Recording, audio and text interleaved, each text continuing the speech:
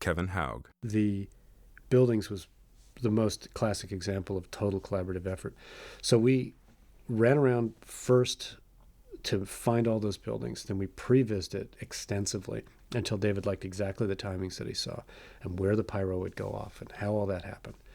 And then we took those particular angles and we went back out with Richard Lund and his 8x10 camera and shot 45-minute exposures through tinted glass. You know, every one of these buildings in all of its living color, and that is what made up the Translight.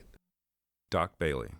I'd never built anything for a Translight. I barely even knew what one was. It was frame one of the animation sequence. Basically, it meant that the whole scene had to be designed first in order for me to just produce this one pair of pictures for the Translight. And so I had to work backwards in a way. I had to make sure that all of the decisions that I was making and that David was making in the design of the Translight would satisfy the requirements for the animation and vice versa.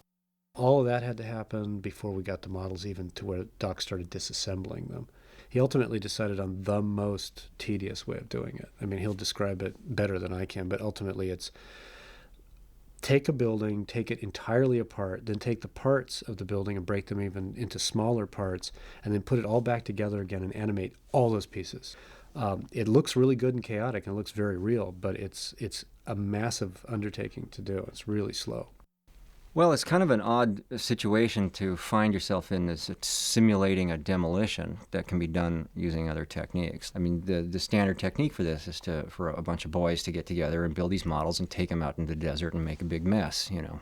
We did a little bit of that in order to get the fire, to get the pyro bursts, and John Sturber did really a wonderful job, and that was a real good move because it lent a level of realism to the shot. The rest of it was all synthetic wireframes that had been just blown to pieces with these really exquisite wallpaper textures of each building on top of them. And so I had these big-ass 6K by 8K files for each one of the buildings. It became really the blueprint for how the buildings were assembled and disassembled. I knew that if I made the wireframe directly from the photographs, that the underlying structure for each one of the photographs would precisely align itself with each of the elements. And when all of that was built, then I went about the business of shattering all of those. And in order to shatter all that stuff, I had to write with my assistant 2 new animation systems. And I arrived at the concept by working on the game with David a couple of years before, where I had a similar assignment, which was to crash a ceiling as the actor's falling through it. And that was a paltry 5,000 chunks of glass and some dust in that. What we were talking about on Fight Club was potentially 3 or 4 million pieces, so that was quite a leap. The original idea was that the way we were going to make sure that all those CG buildings looked good was that we were going to have grain from the foreground to put onto it, which meant that the reflections in the windows and everything had to be the real reflections from the room. And we were going to have real flash bulbs going off exactly timed perfectly to fit all of the flashes outside that needed to do lens flares. So all that was worked out. And we end up with one stumbling block.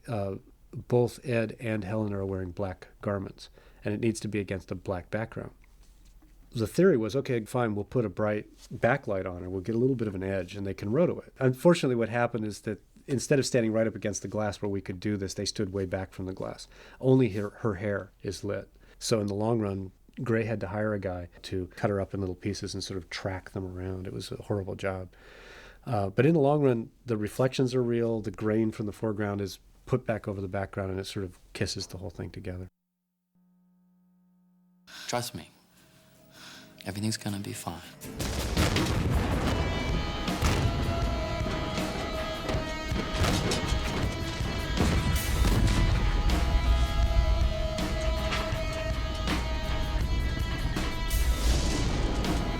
You met me at a very strange time in my life.